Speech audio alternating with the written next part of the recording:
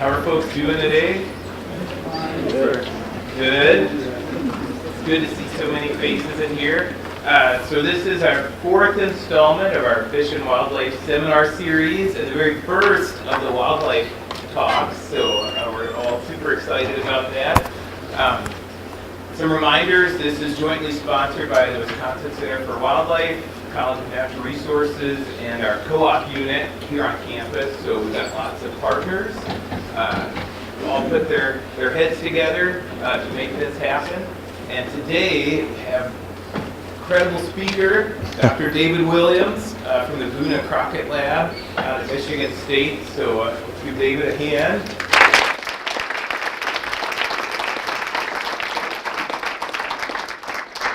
So if I were to go through his publication and funding record, that would leave him with zero time to talk to you about black bears.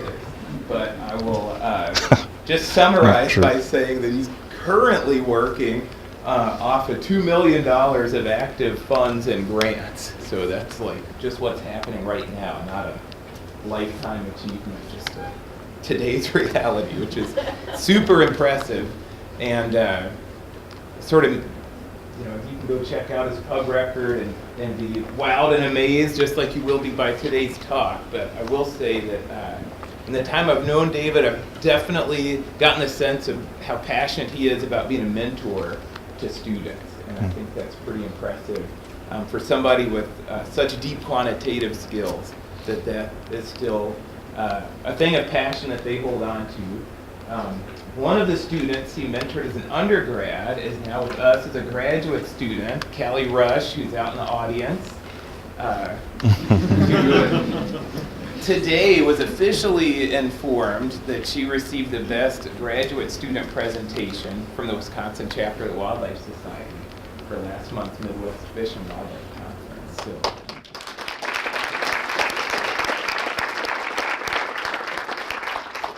The ripples of mentorship moving from one institution to the next. So thank you for that, and with that, I'll get out of your way. Thank you. All right, it's good to be with you. I'm going to try to talk loud. There's no mic for me today, so somebody in the back, if I ever start to quiet down, let me know. It sounds like things are good right now. I don't usually have a problem speaking that to someone that far away, but I do have to be intentional about it. So it's good. I'm really thankful to be invited to be here. This is my first time to Stevens Point. I haven't been here. The reputation, certainly for the undergrad wildlife program, is huge nationally for this program.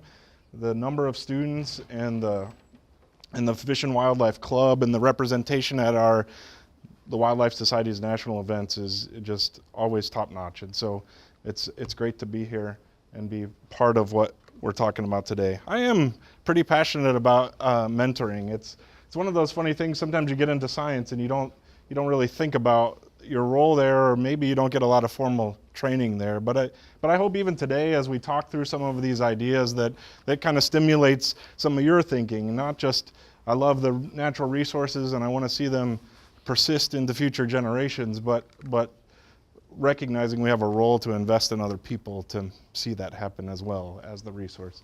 So I'm going to talk some about black bears today, and the title of this talk is really trying to focus us in on a couple different levels of ideas.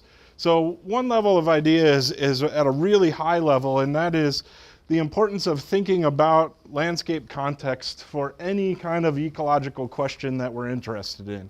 That's something that happens again and again and again in the kind of research that I do. It really doesn't matter what species or what system, what I'm doing. What we think we know about a ecological process really is dependent on the context that process happens in.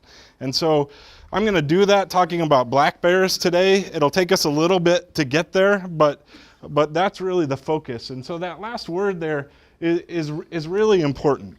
If you read the little blurb that I wrote about this talk today, I started kind of in a perhaps unusual way when you write an abstract for a science presentation or something you're doing. But I kind of proposed that you think about, imagine eating ice cream on a hot summer day, somebody, Dr. Cremens, who I don't think is able to be in here, was talking about moving in and it being ridiculously hot and humid the day he moved to Stevens Point. So imagine that kind of day and how much, unless you don't like ice cream, then you can just leave. But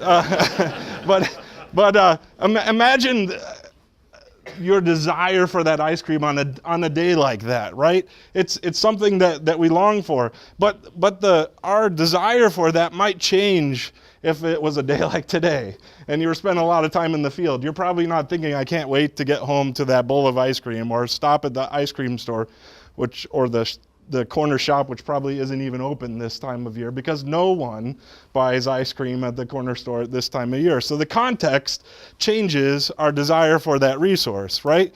And even if it's a day you want it and there's a huge long line, you might say, maybe tomorrow, maybe another day. Dr. Riddle, I'm sure you've told your kids before, I think we're going to have to wait for another day because the line's too long, or maybe you don't deny your children those ways. But context matters, right? It matters to us and the choices that we make and the things that we do, and it matters to all different kinds of organisms. This is part of a bigger comic strip that looks like this, and what we learned from this context is that Batman hates chocolate ice cream. Right? And this is a funny little thing to talk about context. One is I showed you someone eating ice cream, and I talked about that a little bit and how that shapes our opinion. Then I zoomed out a little bit and showed you that if you eat chocolate ice cream, you have to beware that Batman might come and kick you over. But the bigger context here is that that's Two-Face, and we're seeing the good side of him, and he has this whole plan to kill a bunch of people by giving out free ice cream, and Batman has intervened and saved the day. But I want us Batman is going to be something that helps us remember this 30,000-foot level of why context matters, all right? So let's talk a little bit more about bears and the landscape context especially. So there aren't very many places on the globe even anymore where our influence, anthropogenic influences, haven't so shaped the environment that it's forever changed, probably in many ways. But we influence it in different ways, at different scales, at different places, and because of that, we have this really heterogeneous landscape. It's different all across there. So this is the lower peninsula of Michigan. Across the pond over there, and you can see there's a lot of, even if you don't know what those colors stand for, there's a lot of differences across the state of Michigan, and there's a lot of green in the north and a lot of orange in the south. And the arrangement of those patches and the agriculture there changes all kinds of ecological processes for us and for bears as well. So those different landscapes might be able to support different densities of bears. They might facilitate different kinds of movements of bears. Bears may select for resources or avoid resources differently depending on what kind of context they're in. So this is bringing that idea of context down to bears. It's a really important focus for us kind of as we move forward. So why do bears matter? Bears are, let's start from a personal thing. Bears are cool. Right? If you're a wildlife student in here, probably half of you at least say, I'd love to work with bears. Bears are really awesome, right? And Dean Thomas was even telling me today about going out on a bear den. This is like our crack cocaine. So, right? This is what that is, right? You take a student out or a dean out and you put a bear cub in their hands, their life's forever changed, right? And it's just this amazing experience. So I love bears. I always wanted to work with bears, and when I had the opportunity, I did. That's some really honest personal motivation here.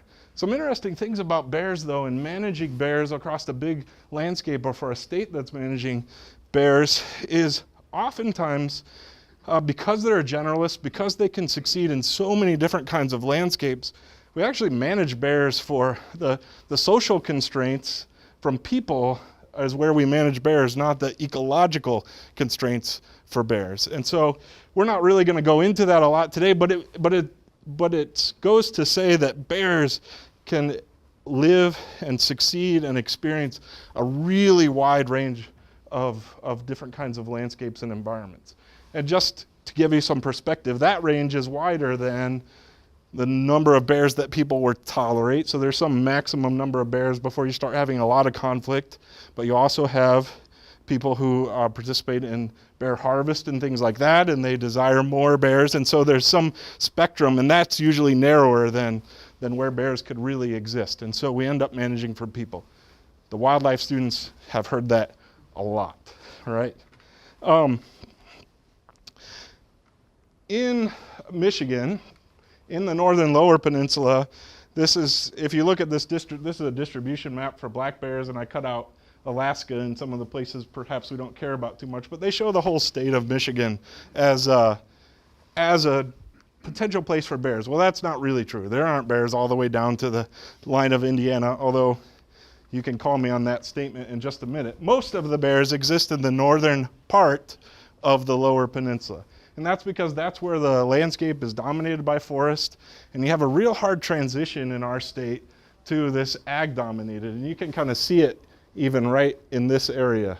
So we have a pretty sharp transition, and that really matters as we started to think about some different aspects of bears.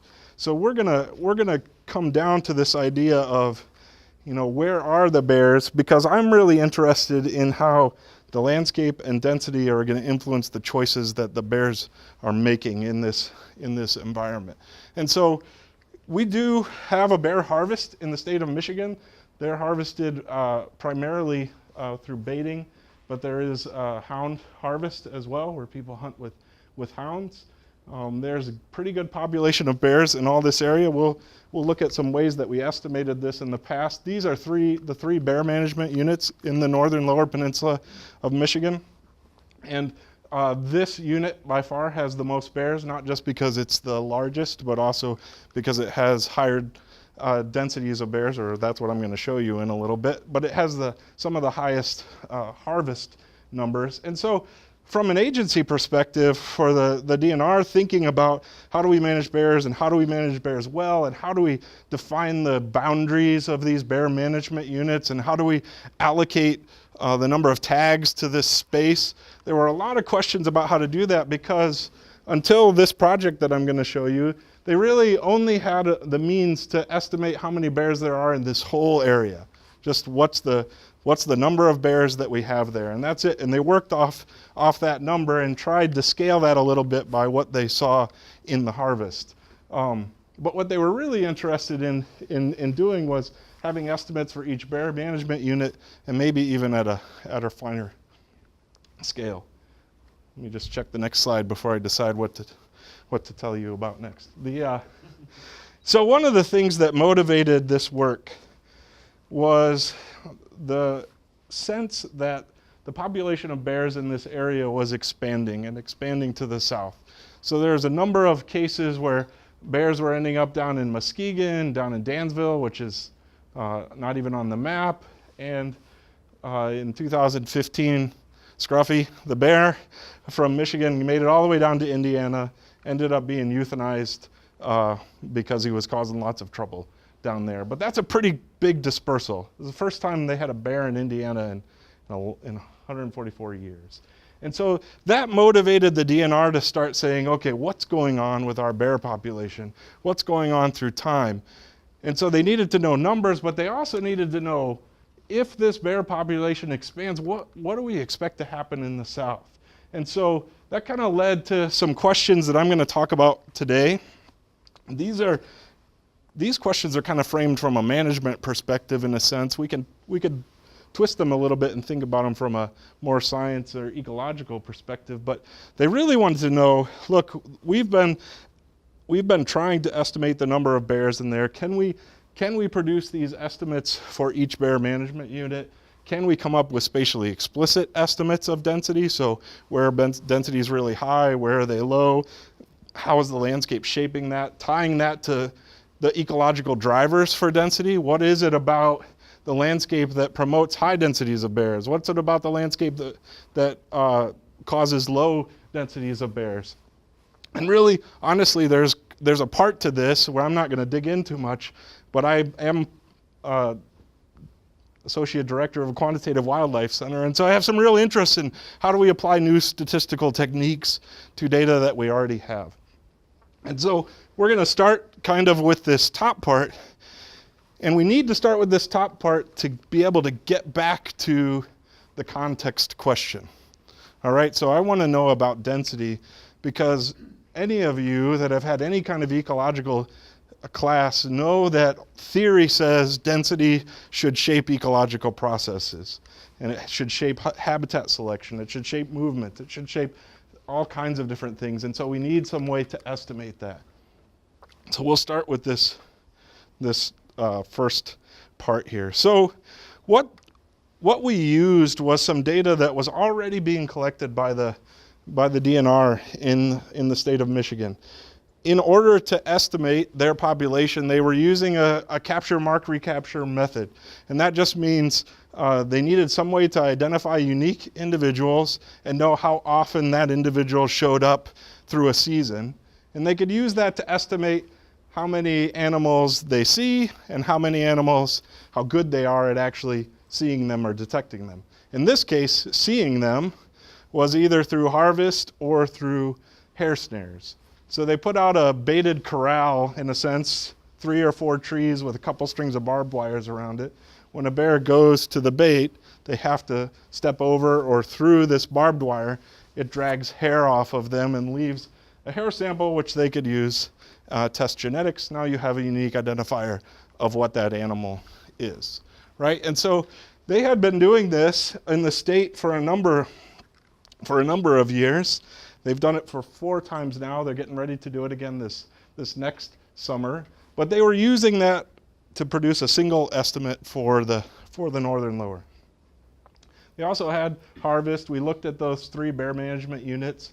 They have some information that was important for the model that I built that had to do with hunter effort. So we had some sense of harvest isn't really a good indicator of what's going on if you don't know how many people hunted for how many days in certain locations. So if you have a lot of people hunting for a long time in an area, you're bound to harvest more bears there than in a place where very few people hunted or didn't hunt for very long. So effort was really important, and they estimate that with surveys. They had harvest in Michigan is mandatory check-in of harvest, and so they record that to the square mile, and they also take genetic samples of the harvested bears as well. So a lot of different genetic work exists out there if you want to read about it. If you were here last week, Dr. Kim Scribner, also from Michigan State, across the hall from me, was, well, now that I'm upstairs, he's down a couple levels, but in our same department, Kim is an author on all of those papers there. So Dr. Scribner has been part of the genetic work on this bear data with the DNR for a number of years. So we took that data and applied a new statistical method to that. We're not going to dig into a lot of what that is besides me talking to you right now. But when I say new, it didn't exist when they started collecting this data. I started working on this project in 2013, and so we're talking 2009, 2010 before these methods were even being developed. And it's called spatial capture recapture. And what's really interesting is someone had this great idea and said, look, whenever you do a study where you catch an animal, mark it, and recapture it, whether it's trap and you put a tag in the animal or whether it's grabbing hair from it, there's inherently spatial information there, right? Because each trap is in its own place. And so all these snares, 250 or so of them, are spread around the landscape. And what they said is we can use that spatial information to inform this detection process. And for those of you that don't think about these kinds of things, to put it simply, most of the time we're not very good at counting things. We like to think we are.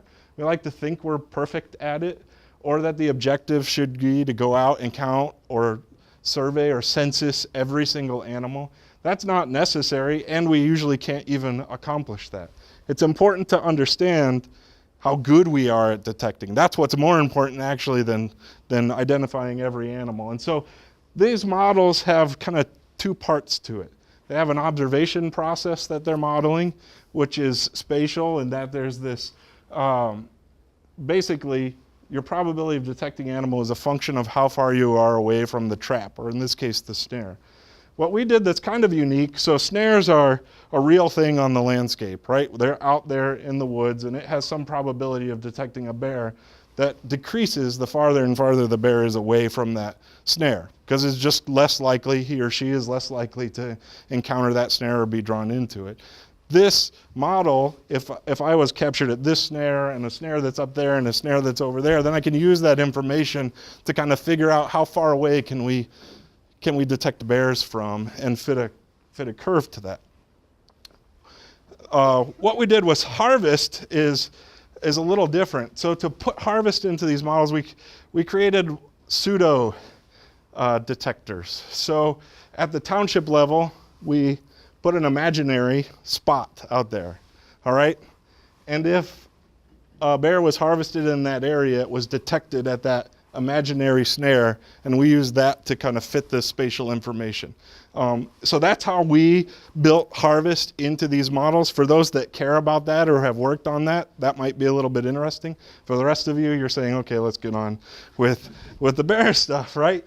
And then, so there's an observation process. It's really important to model that. We have to model how good are we at observing what's going on out there, because that tells us, that gives us ability to estimate what we don't see.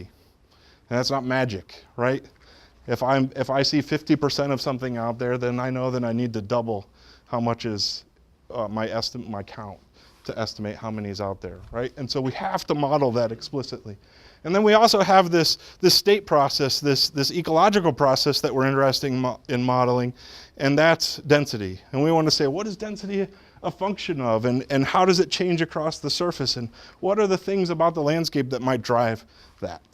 So that's kind of our modeling process. And so the things that we threw at this model, we wanted to see how does bear density change as a function of some possible explanatory variables. So how does the amount of wetland in a big surrounding area of the landscape, how does the amount of wetland shape the density of bears in that area? How does the amount of forest? How does the density of roads?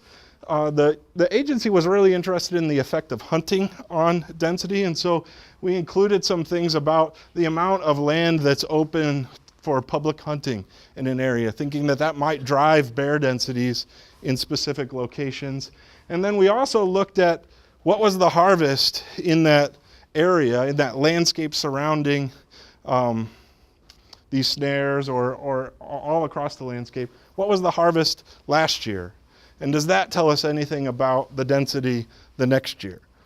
Because one of the things that would be really, really helpful is if we could actually say that harvest is an index of abundance or an index of density. And so this was one way we were trying to look at that. So what does this look like in some of the data that would look like? So here you're looking at a couple different things. I've divided it up into snares and harvest. So all these little red crosses, those are snares out on the landscape. There's a hare snare put out there. There's about 250 of them each year. It changes a little bit. And all these little circles are snares that had some detection, and that ranges from low, so they only saw 1 or 2 bears, so that'd be yellow, to blue is a snare that had a lot of detections at that, a lot of samples collected from there. And so this is in a certain year in 2003, we had 218 detections, that was 167 unique individuals, and those snares were operated for 5 weeks in the summertime. So this is a time presumably kind of between breeding and before harvest, when we can kind of think about the population being closed. And then the harvest, we had these pseudo snares. Remember, there's not actually anything there. It's just a marker where we're detecting were there bears harvested there. And so even from this, you can see that the highest harvest of bears is in this area.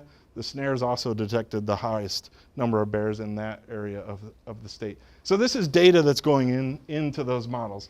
So I want to kind of jump through some of this stuff quick. Tables are usually kind of tedious to look at, but so you can see this is how many snares there were every year. This is how many detections we had, so how many hits, hair samples in this case, because this is all snares at the top. How many individuals we identified with snares in any given year. This is for the whole region. How many animals were harvested each year in the lower. So we're not talking real large bear populations, much less than the Upper Peninsula. And then in parentheses, so this means that 31 of these harvested bears were also detected at a snare earlier. So that would be a spatial recapture because it was captured at a snare and captured at some harvest location. So this is kind of what we saw for numbers of detections and recaptures that were going in. And that lets us produce some estimates. And I'll show it to you in a way that's perhaps a little bit more friendly. But it lets us produce density, and we can explicitly estimate density because we have this detection function that decays with space, and we know how good we are at looking at what kind of space. But you can see kind of how density was highest in 2003, lower in these years, not really different. Our estimate of abundance was highest in 2003, 2005, 2009, 2013. We have the numbers jumping around a little bit. This is an estimate from a non-spatial model, just the capture-recapture model that's published. And I just put that here just to compare. That was for the year 2003, and this model's estimate for 2003. If that looks radically different to you, it's actually not. They're not significantly different from one another. And that's good news in the sense of how these models work. But this is what it looks like through time. So we have population declining and maybe declining at the end, although not significant. It looks like it dropped and then it stayed pretty regular. But here's what's something that we could do with these kind of models that they had not been able to do before. We could start to say, okay, well, now we have all this spatial information. You'll see it mapped in a moment here that's even cooler. But now we can produce these estimates for every bear management unit. And these are not numbers that the agency has ever been able to produce. And so that sounds simple, and the numbers themselves might not be that meaningful to you, but advances in statistics and computing power can really change what we're able to do and what we're able to provide to agencies as we go forward. And so you can see this red oak unit has the highest densities by far. That's the big one that I told you where harvest was highest. But now we can start to say, okay, well, what's going on in any one bear management unit? Patterns are pretty similar. We could suggest that perhaps they change radically up here, but maybe not so much in some of these other units. But then we can start to produce maps that estimate density across space and have real site-specific estimates of how many bears we might think are in that area or in this region or in other areas. And then we can start to do that across year and look to see, are there major patterns in how that's changing through time? And again, what this does is not just help us produce estimates for an agency, but it lets us start to get at something that really has been elusive in where we're headed in just a few minutes, is how does density affect the way that animals move around and select resources. So if we rescale some of these, here's something I think is just maybe a little bit intriguing to you. In this Baldwin unit, we had this from 2003 to 2005 pretty good decline in abundance, and that roughly corresponds, these are on different scales, but it roughly corresponds to at least as far as the estimation goes, to quite a contraction in where the bears are across the landscape. And those are things that are really interesting to the agency as they start to think about that social side when they have hunters saying, hey, I'm not seeing bears anymore, or hey, the populations have been really declining, or man, I'm seeing tons of bears in this area. They can start to have some real estimates of what's going on explicitly in space.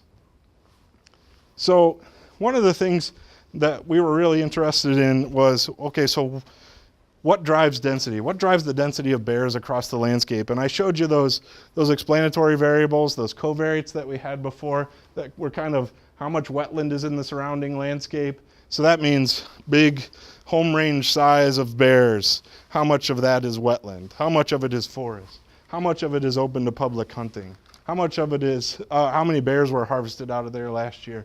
And so we have some kind of interesting relationships that I'll talk about individually here.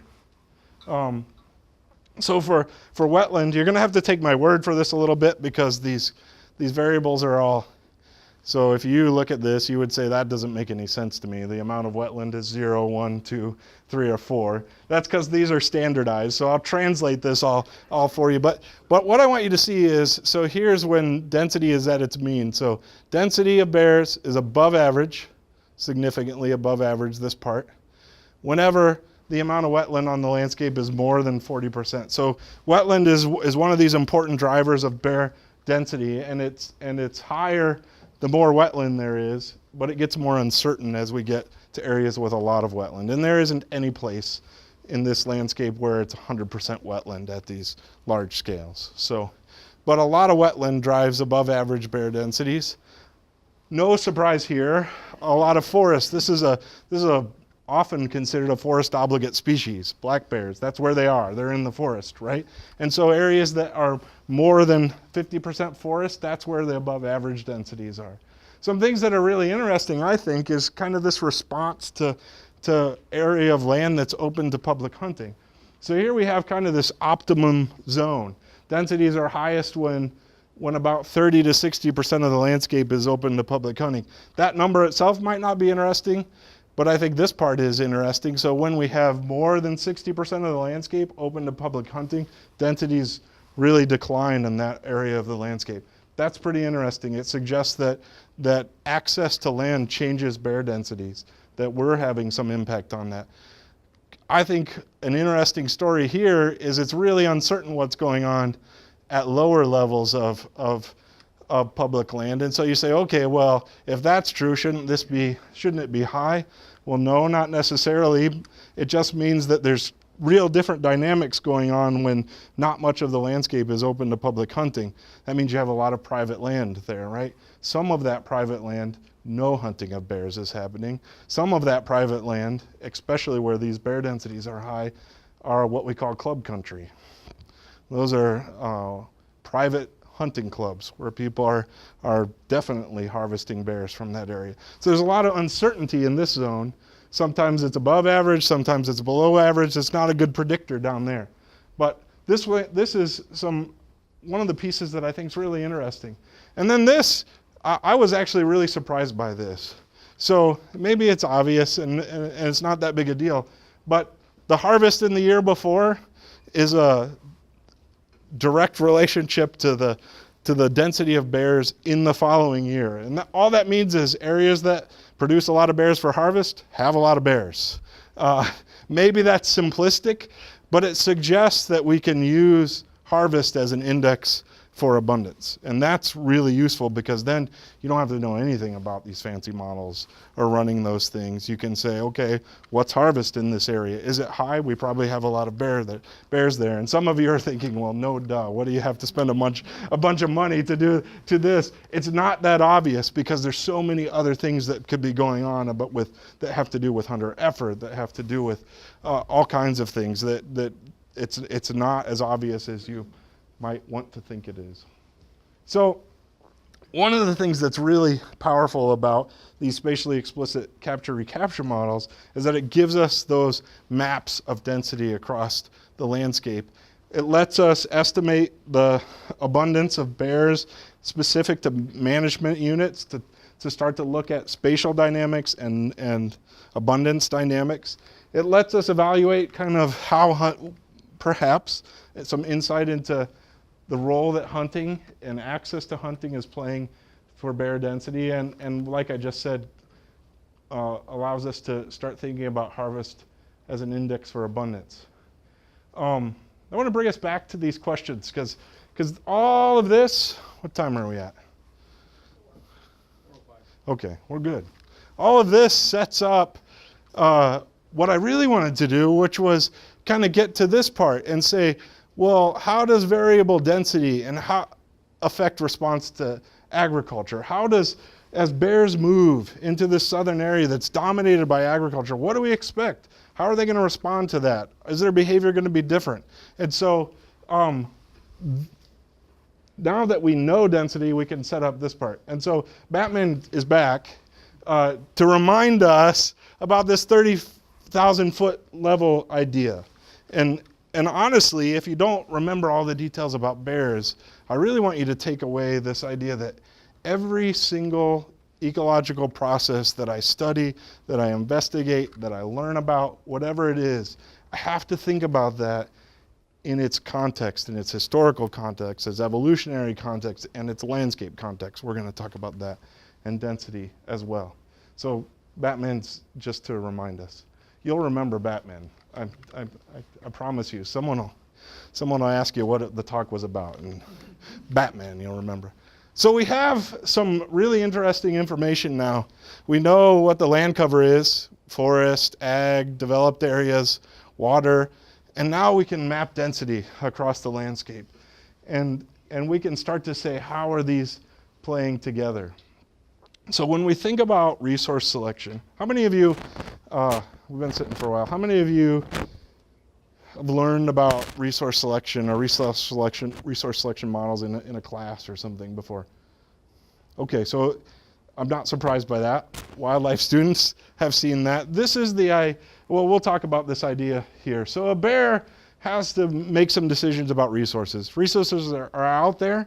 They're going to make some decisions about whether they select for that, make a decision to avoid that resource, whatever what may be. It may be food, it may be water, it may be cover, any way that we think about it. There's resources out there and they're making decisions about that. Maybe just use it in the same proportion that it's available. And that's not selecting or avoiding. It's kind of in the middle. So animals are making choices about this all the time. You and I are making choices about this all the time. That was the ice cream analogy, right? But the reality is what we select and what we avoid, what we choose to do or what animals choose to do is mediated by a whole bunch of other things. This is the context. Population density changes whether something's going to select for it. The availability of food. So if I choose to eat ice cream today may depend on, if I ate 4 gallons of ice cream that morning, perhaps I'm not interested in getting an ice cream cone in the afternoon. The availability of food might change that. The landscape surrounding it, what behavioral state they're in, changes how they select and avoid resources, whether there are people around or developed areas around. All of that changes, right? We all get this. Context matters. It changes the decisions that animals make. And what I want you to kind of think about and what we're going to work through is this idea of a functional relationship. And so if we have some probability of using a resource versus some variable that might explain our probability of using something, there's lots of different ways those two things could be related. A lot of times, and here's something that I should have set up earlier. We did a preliminary analysis early on, a couple of years ago. We presented it at TWS. Guess what? Bears avoid agriculture. If that's the question. If the question is, do bears select for or avoid agriculture? They avoid it. They avoid locating themselves there. They avoid traveling through it. If that's the only question, devoid of any context, that's the answer for what bears do. But this says, maybe as density changes, the probability of using ag or something else increases across that range, reaches an optimum, decreases across this range. And this is how we quantify the role that context plays. So this is conceptual, and now we'll move into what we found really for bears. So our interest, because the question is really, what do we expect as bears move into the southern portion of the lower peninsula, was how are they going to respond to agriculture? This is an ag-dominated environment. How are bears going to respond to this? How are they going to select for resources different than all the other bear studies that exist out there for black bears, and people have looked at this for a long time. But how are they going to respond to this real sharp contrast in the landscape? So all of our questions are really focused on the use of ag in different contexts. And so we took some GPS data that we had for bears. It's not a lot of bears. We had 6 males and 6 females. Some of them tracked for multiple years. So we have a total of 12 female bear years and 9 male bear years. In this case, these are GPS collars that are using satellites to take physical locations. Everybody knows what GPS now is. Used to have to explain that. Now everyone probably has it in their pocket. But these are taking a location every 30 minutes. That's pretty high resolution data.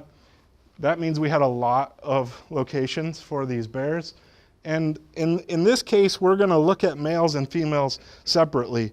And that's really, when you think about bear ecology, it gets pretty complicated fast when you start thinking about their life cycle, right? So bears, males and females are doing very different things on the landscape.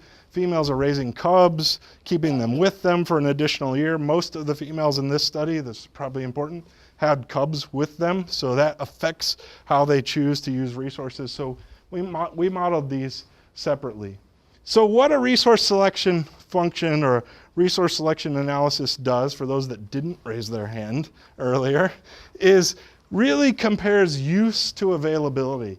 It's a really important distinction because we don't actually know what they didn't use, right? We know where a bear was every 30 minutes, but we don't know what he or she bear did, where they were when we didn't observe them, right? So we don't know use, non-use. We know use and what might be available to them. And it turns out in these kinds of studies, hopefully you learned this, those of you that learned about this in class, the inferences you make, the conclusions that you come to are often really sensitive to the way that you define what's available. That's problematic for these types of analyses. And so we have to have good justification for the way that we define availability. And so what we did, and I think this is a pretty novel approach that's been around for a while in the literature, what we did is let the bears kind of tell us what part of the landscape's available to them at any move. And so we used their movement data to inform availability. And that's, you can find that, it's called a step selection analysis. That's kind of, so we're thinking about how are they selecting resources within their home range, if everybody's kind of comfortable with that kind of term. And this is what it looks like, so you have a conceptual idea. So we have this collared bear, and that bear moves across the landscape, right? So we have this, we don't actually know these lines, but we know that this point is connected to that point every half hour. And so we have these physical locations. Well, we know that it was here, and we know that it went here. We know that it used that point. What we don't know is what was available to select from when it went there.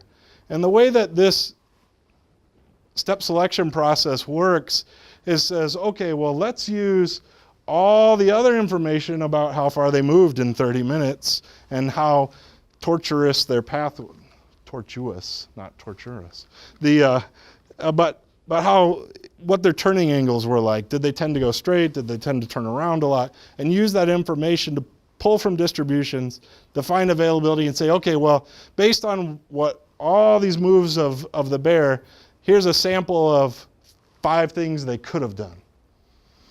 But this is what they did. And now we have a use tied to availability.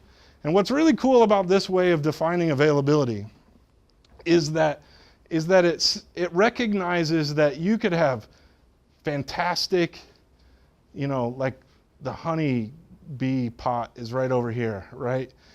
But it's too far for this move. And it's really unlikely that it's available to this bear. And we've defined that unlikely or likeliness based on real data that we have from the bear. And so we have a use and available pool that's defined by the data itself. And that's, just as a side, that's always the direction we want to go in analysis. If the data can inform the decisions we make rather than us impose those things, that's the direction we want to go in science. And so this is how we defined availability. And so what does that look like as we carry out models? So we have this, I just talked about how we have this used and some available points that we defined. We built a whole set of possible models that explained the relationship, in this case, between the use of agriculture, remember that's our focus, and all these other explanatory variables. If you guys want to talk about the language there, you can ask a question about it later. We use model selection to figure out what what the best model was out of this candidate set. What's the best set of explanatory variables that explain how use of agriculture by bears, males and females, changes across context. And then, because I can't help it, I added an equation here to just kind of show you that we have these x's, which are explanatory covariates, and then this is actually pretty important. The way that you decide, so let's say whether a bear chooses to use ag or not depends on the density of bears in that area. So in order to mathematically describe that function, we have to say that those two things interact with each other. They're not independent. That choice for selecting ag is going to interact with density. And so the example I'm given here, we would have land cover here, ag specifically, and density here, and those would interact with each other. And so the way that plays out, this is the top model that we had. I'm not going to show you all the variables and all that stuff that we had, but the top model use, in this case of the land cover surface, was a function of density and its interaction with land cover, of the amount of agriculture in an area. So whether I use this cell that's agriculture, whether I use this space, this field, depends on the bigger landscape context of that field. Is there a whole bunch of ag around, or is that the only one in the whole area? And then the distance to development. So that's kind of a human influence idea, so that how they use ag is a function of that. And again, focusing on ag. So I'm going to show you some plots, but I want to make sure that we're all ready to look at them and we all understand what it is we're going to see, right? So you're going to see plots that have some variable, which is either density, the amount of ag, or the distance to development. And then over here, you're going to see something called an odds ratio for the use of agriculture. I'm going to teach you how to interpret that. It's going to be simple. The way that we do that is if the odds are 1, that means that they use it exactly as in proportion to what it's available. So 1 means they're not doing any kind of selection. So if we had a function that looked like this dashed line, we would say, 1, that they're not selecting or avoiding for ag, they're just using it as it's there. They're making no choice about it, and that doesn't change across the whole range of the variable. But what we're going to be interested in is whether the lines that you'll see are above that 1, which would mean they're selecting for it, or if it's below that 1, meaning they're avoiding that or selecting against it. Oh, that's kind of a weird way to talk about it. So either selecting or avoiding. So when you see plots, you see the line above the red dashed line selecting for, below is avoiding. Okay? So let's take a moment to think about each of these relationships. So we wanted to think about use of ag as a function of density of bears. And so you're going to see this icon is going to represent results for females. So here we have our line at 1, the red line, which tells us what? What's the red line? No one's confident enough to say it out loud. No choice. Well, yeah, they're using it in proportion to what's available. They're not selecting for or avoiding. So what we have here is that unfortunately it's labeled way down here, as the density of bears in the area changes, females change how when the density of bears is lowest, this is the range of data that we had in the region they were collared for females. When it's low, they avoid the agriculture. They're avoiding it. Whenever it's there, they're staying out of it when the density is low. As the density gets higher and higher and higher, they start selecting for it. These are really cool. This is saying context matters. Context matters. The density of bears in an area changes how female bears respond to agriculture. And this is, if some of you go back in your ecological theory and start to think about some of the stuff that Fretwell did when he's talking about habitat selection and how density should change that. Areas that they once were avoiding, once density gets higher and higher and higher, and now that landscape is starting to be more attractive, or I'm starting to select for it because I'm trying probably to avoid other bears. If you're a female and you have cubs, there's a lot of trade-off going on to use this. Potential food resource there, but also far from cover. And so females are avoiding being out in the open until the density of bears in an area is pretty high, and then they're selecting for it. Males, and this is pretty interesting, doing the opposite. So males, again, here's our line for 1. So when density is low, and they occurred at even lower densities, males, that doesn't surprise me, but some of the areas, but they're selecting for ag at low densities, and once we cross, about 3 bears per 100 square kilometers, which really isn't that many bears, but as we cross that, the males start to avoid agriculture. And this is a total flip-flop. And that's real interesting to think about, that when there's nothing going on, no bears around, males are happy to be out in those ag fields, and they start avoiding it when they get a lot of bears and avoid confrontations probably. It's the mechanism for this is not really able to be explained, but the response is pretty clear. So that's ag, and this is really remarkable. I could put the box on the other side, but that the response to agriculture across the context of density is opposite for males and females.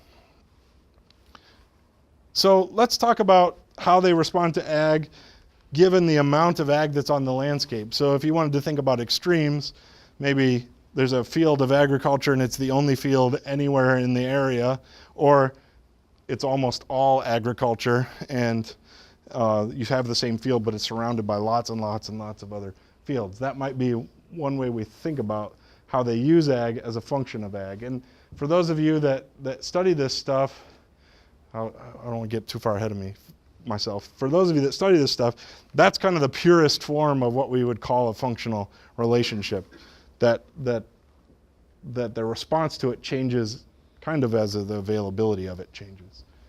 So we see the same response from both males and females. And remember, selection for, avoidance of. And so pretty much as we cross this 10% of the landscape as ag, they switch from selecting for to selecting against. There's lots of things we could talk about this.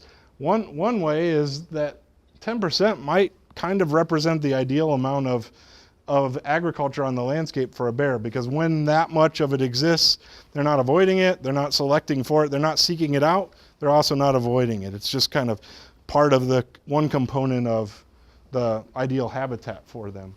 But it's interesting as we start to think about this bigger picture of what do we expect bears to do as they move into this southern area.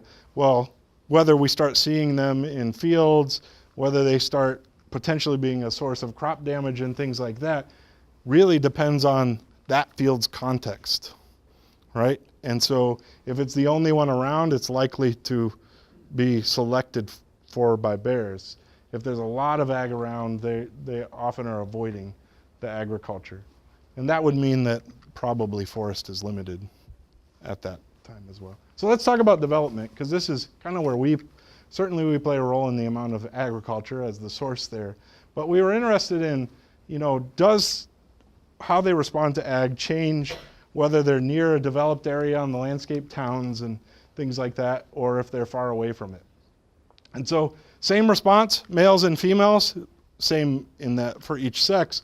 But here we have them changing their response to agriculture, so going from avoiding to selecting, the further and further they get away from developed land. And that kind of makes sense. So if agriculture is more isolated from human development, they're more likely to select for it than if ag is close to human development. And so that context really matters. And this is part of why I hammered it so much at the beginning.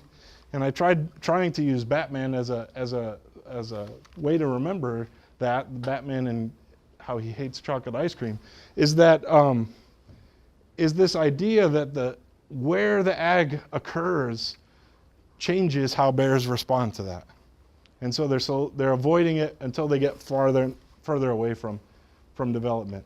An interesting aside that I didn't make distinction here that some people might be interested in is that the response for females is to low-level development, and the response to males is to kind of high-level development. We didn't see that response in females because they just never occurred anywhere near the higher-level development. The males did, and it was stronger there. So what's kind of interesting about these are all ones that you saw, is that probably this kind of low amount of agriculture in the landscape and far from human development is probably the area on the landscape that really maximizes this kind of cost-benefit trade-off that bears are deciding about as they choose whether to use ag or not. So let me kind of review some of these conclusions from that before we wrap this up a little bit. So if you want to remember some things about black bears, their use of ag isn't constant, and context matters. It's different between sexes, especially particularly in their response to bear density. And that's perhaps redundant here. But this is something that actually I want to highlight, because this is actually something that's really hard to do that we've done here, this density-dependent response of resource selection, because it's not easy to estimate densities of bears or any animal. And oftentimes, the best we can do is, okay, well, we've got a study site that has a high density, and we've got a study site that has a low density, and maybe one that has a medium if we have a really good study, right? So we have 3 sites, or maybe if we're really good, we have replicates of each of those, right? But the real world and wildlife research don't cooperate that well usually. But so let's imagine that. So then we have one estimate for how they select for ag in high, and we have one estimate for how they do it in low, and we have one estimate in medium, right? But in this case, we have density as a continuous surface because we've modeled that across space. And now we can say we can look at that relationship as a function of the whole range of densities that we see. And this is kind of I would say one of the holy grails of resource selection is to incorporate density in this, because it's just been so hard to be able to do. And I think it's not a perfect way forward, but this is certainly promising. And that the bear's use of ag depends on this anthropogenic influence. How far away are they from developed areas? So I want to come back to that kind of last question here and think about this a little bit. One of the things that the agency was really interested in is they were seeing bears expand into the southern area. Well, I don't know that they're seeing the population expand, but they were seeing more and more bears show up in some of these southern cities, and that's an indication that especially males were starting to disperse into these areas. And as they started wondering, well, this is really different than this. This landscape is really different. What are bears even going to do when they get there? So this lets us start to say, okay, well, where are the areas on the map? And I don't have it mapped for you today, but we could map all those relationships that we did and say, where are the places where bears are likely to use ag, and where are the places they're probably going to avoid ag altogether? And that lets us start to go in and say, okay, well, here's some critical areas to be thinking about, or even to be working on communication with people that live in that area for potential bear conflict and what to do and who to contact and all of those things. And we could start to map that out and anticipate these conflicts. And it also lets us explicitly quantify these relationships of selection in these different environmental contexts. And that's really helpful. I think that as we think about bears moving south, if I were to put a a storyline to some of those curves that we had there. So we had sex-dependent responses in density. So we have males dispersing into an area of low densities, right? There aren't bears there. So what are males doing in that? That's when they're selecting for ag, right? So as we first start to see bears expanding, you're gonna see males out in these ag fields, right? And then as that population grows, there might be a flip in who the bears are that are using those agricultural lands if the population really grows and extends. But initially, that's the bears that I would expect to see, and that they will be using that. There are a whole bunch of things that I really need to focus on. So the resource selection piece was part that one of my master's students just completed this fall, Jennifer Smith. She did a great job. This is Dr. Dwayne Etter. He works for the Michigan DNR. He's a research specialist there, and he responsible for a lot of the bear collection data. I put Dr. Kim Scribner in there because a lot of you saw him last week, and he ran a lot of the genetics. So without him, a lot of what we did to estimate those densities is not possible. There are some organizations that are really important. I mentioned the DNR already in our center. Boone and Crockett Club is an important part of what we do. Big supporter of what's going on, not just in our center, our namesake of our center, but involved in conservation. If you're interested in conservation and who's driving conservation policy in our country today, I encourage you to maybe ask some questions about Boone and Crockett or look into them a little bit. The other thing I really wanted to point out here is the Pittman-Robertson Wildlife Act. How many of you know what that is? Okay, that's awesome. So if you don't know what that is, I think I'm safe to say one of the primary ways that conservation is funded in our country, and it's funded through tax on firearms and ammunition. And that is a big part of funding on both parts of what we did.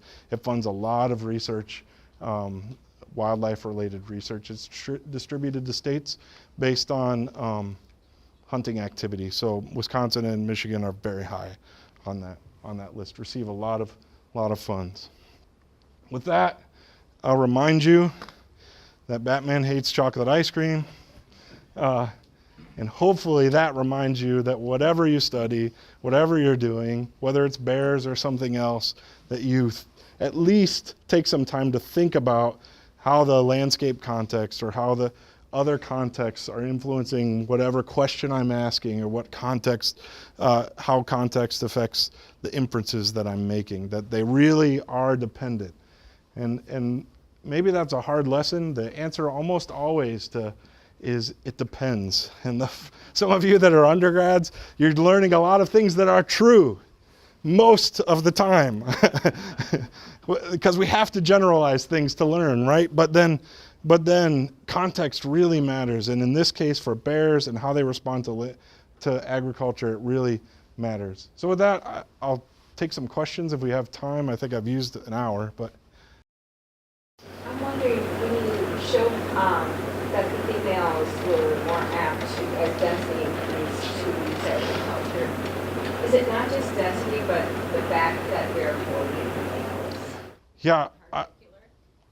So can I conclusively say that is the cause? The answer is no, but that is the explanation that I would put on that. As density goes up, and remember, as density go up, males are moving out of the ag. So that would be the driving force. Females, that would be, in the sense, perhaps some sort of despotic behavior of males displacing females, to where they're now selecting for parts of the landscape that previously they were avoiding. Yeah, I think that's fair to say. Other questions? Sure. So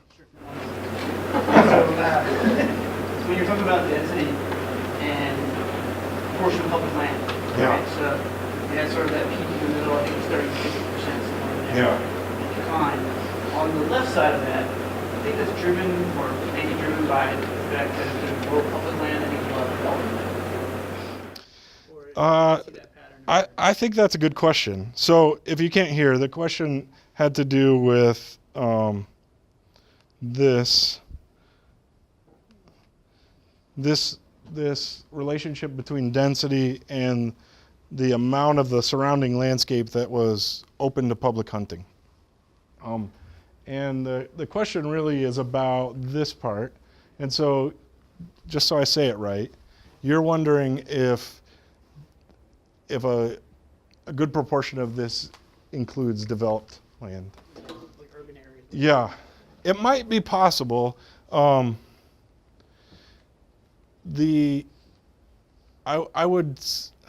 could kind of see it on that last one.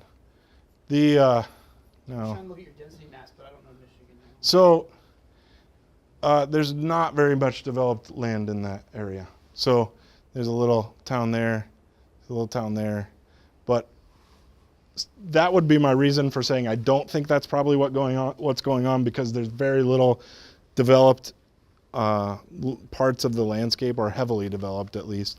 If you zoomed way in, there's probably little pixels there. But a lot of it is, so in this area where we saw the highest densities, that is what we call club country. That is a lot of private hunting clubs are in that area where we see the highest densities of bears. And some of these bigger, I think it's just the reason it's so there's really no relationship in that part is because there's some places where I anticipate bear density is high, and other places where there's just no impact at all because there's nothing going on there. Yeah, I don't think it's developed though. I don't know if that is a convincing answer, but sure. You said you have 12 female bear years, Yeah, and that's 6 females. it is. Yeah. You said so some of them had cubs at one time. Have you thought about parsing out F females or making different decisions? I would. Yes, and so I'm pretty comfortable that represents a female with cubs, what we have. The breaking it down to like cub, yearling, no cubs, we don't have the data for it. That's our dilemma. But otherwise, yes, definitely that's what I would want to do, because there's some very different energetic and cost-benefit trade-offs that a female would be thinking out at each of those different stages. Certainly no young versus young, and so, but in this case, we already don't have that many animals that we're using, and I'd be a little uncomfortable with moving towards trying to split it up more. Yeah. Although sometimes you see these kind of resource selection functions on like each animal. No, I mean, it seems like it. I think you could even see a flip from year to year in a female. That would be pretty remarkable. And I honestly haven't looked. So if I just pulled out a female that didn't have cubs, which I think is maybe 2 of those bear years, that'd be really interesting. It's a good idea. Sure. Kind of going back to the public land thing, do you think like the more public land, like the more condensed like number of hunters, do you think the amount of bait in the woods has to do with the densities? That's a good question. So tell me if I'm being fair rewording this. So I think the question is, does baiting during harvest or pre-harvest, is that driving the densities that we're seeing? So all of the snare data, the hair from snares, would be pre-baiting even. Baiting, but harvest certainly is driving our density estimate.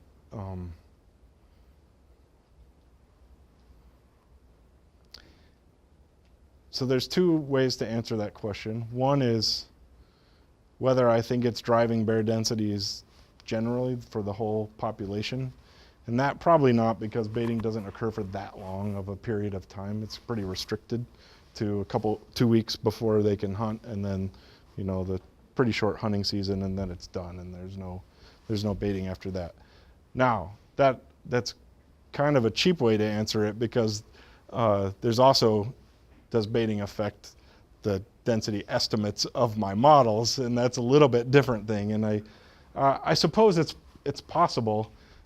I would say we did not see really high recaptures of bears. In fact, it's pretty low. I would suggest we're kind of at the low end of what these models can use. And so if that was the case, I think if baiting was really driving the presence of bears in a location, then we might see them a lot more, and that's not what we were seeing. But it's a good question, not an easy one to answer. My thought is I don't think it's driving the density of these bears in that area, but you know, that 2 weeks before season opens, there's a lot of donuts out there. Not chocolate anymore. Yeah. Dean Thomas. I belong in the Wisconsin Bear Study, which has been going on for more than 40 years, for some of the last 17 years, and I'm not a wildlife biologist. But I think there's a ton of questions that would be asked. When I first started going, most of our bears were in the Chequamegon National Forest, and I assumed that the tracks were put there to begin with because it's the least loaded in the state, and all the and no other. And as the study's gone on, the bears seem to be farther north and on private land. We can't keep a bear in the study in the area where the bears used to be, where we used to work. And now I can't tell you the last time I visited a pub den on public. Really? And so I don't know if the harvest is just taking them out because of faster than it used to in that area, or if the bears are adjusting where they are because of the pressure in the area. But there are lots of dynamics. The landowners protect them if they know there's a collared bear in their area. They even say that. They feed them. They gain weight in an inordinate amount. You know, you'll weigh them and somebody will go, oh my God, I can't believe how fat you got this year, you know. And the ladies, you know, from Chicago say how much she likes pasta. I think there's tons of Bears are normal moving animals. tons of dynamics that we don't even know are happening out there. There are those. So there's a couple of things in part of what you mentioned. One was, you know, the dens on private land and not on public land. That's kind of interesting, and that's probably at a scale that anything I'm looking at is not going to hone in on that. That is an interesting dynamic that, you know, it's actually den site selection. That's a different selection process, you know, where that's not included in any of this. I didn't say it, but we took all the denning seasons out of this. So this is like, you know, April, May to November about, or pre-hunted, being hunted. And so that's kind of a scale issue, because you could still have bears doing that and it not probably influence the kind of analysis that I did. The other thing you mentioned, in the sense of, you know, like, you can't capture or keep bears on the air in some of these areas, that's a serious dilemma. So if you want to know how are bears responding to this agriculture environment, we have to have bears that are encountering an agricultural environment. But that's generally where densities are low, and it's hard to catch animals where they aren't. And that does create a dilemma. I didn't put on here. So the bears in the GPS study are all kind of down in this area here. So there's some ag here and ag here, and that's about as south as we could actually catch bears that we had any hope that they would see very much ag. But you know, some of those other things, I think we hope that our collared bears actually represent our representative animals and not pasta-eating behemoths out there. sometimes you can see that in their movement where they hone in. Bears, there's so many interesting things about how bears move. They have this, I would suggest that they have kind of this cognitive map of the landscape, different than like a deer who is moving around on the landscape, where they have this real clear sense of, there's a bird feeder 3 miles over there in the back of this yard, and I know that it's there, and that, Harriet fills it on Thursday. Almost, right? And so, but you'll see those kind of movements in their behavior sometimes. We had some bears, they weren't included in here because they were some big dispersers, so we took them out of this data set, but we had a bear that all of a sudden up and moved really far and went over and worked along this ridge for a few days and then came back. After the fact, we went out to that place on the landscape to see what was going on, and it was just real high beech nuts everywhere, and it just cued right in on that, and it was multiple miles away, and the bear knew. It just beelined right over there, stayed a couple days, and then came back. So that's anecdotal stuff that's really remarkable and fun to sit and talk about, but I think you're right. There's a lot we don't know, but I hope there's a lot we do know too, and that we're learning about how they respond. Do we need to, any more, do we want to do another question, or you want to wrap it up? I think we have time for one more. So maybe one more question and then a couple of announcements before we break.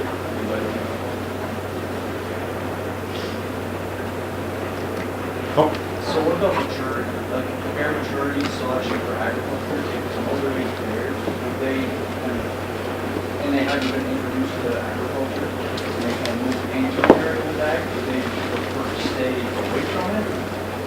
Or would they dwindle and kind of see what's going on? I don't think we have the sample size to say that in here, but it would, so the idea would be that a bear's naive to the risk that being out in the open or something like that might pose, or being close to development or using ag that's in any of those places where generally they avoid. These were patterns that we see kind of within the area that they move. These weren't disperser animals. It's kind of in their established zone. So I presume these ones knew the landscape pretty well. But that's why we see survival lower in young animals. They're just naive to roads and those kinds of risks as well. So I presume that you might have some wise pasta-eating behemoths that that kind of know the landscape better than other ones. But I don't think I could answer that with what we have. But again, those are those things that you start to. I was talking with Haley earlier about lumpers and splitters, and sometimes we have we know all the little complexities about what might change how an animal would behave, and they're all really intriguing questions, but we have to, at some point, we have to kind of scale those up and say, what questions can we answer? And so I think that's, it's a data limitation. So if you had 100 bears and you had a big age spread, you could say, okay, let's look at, can we find evidence for a learned response? That'd be really cool. You didn't mention heritability of any traits in bears. Sorry, I didn't hear. Has that data been Can you say it again? conclusion? From the genetic analyses that have been done on the sample and Yep. have you been able to correlate any particular bear trait with a certain gene type? No, and I don't. No, but that I don't know if that was stimulated by me saying a learned behavior, but it might be interesting if you had closely related animals exhibiting the same kinds of behaviors. I have not, but again, I think it's a sample size limitation, but all great questions. This is hopefully what we do. We get together and we talk about what we find, and it just stimulates us to think about more and more and more questions, right? That's right. Yeah. So 2 announcements. One, next week, we will also be having seminar, I believe the last of our fisheries speakers, but the timing is a little different. So next week, the seminar runs from 3 to 4. And maybe more important in real time and kind of connected to pasta foraging and other things. Finding carbs, right, which is always important. There are some snacks available outside the room now, so if you're ready to replenish some carbs, you can go out there and forage, and Williams will be out there as well if you have some extra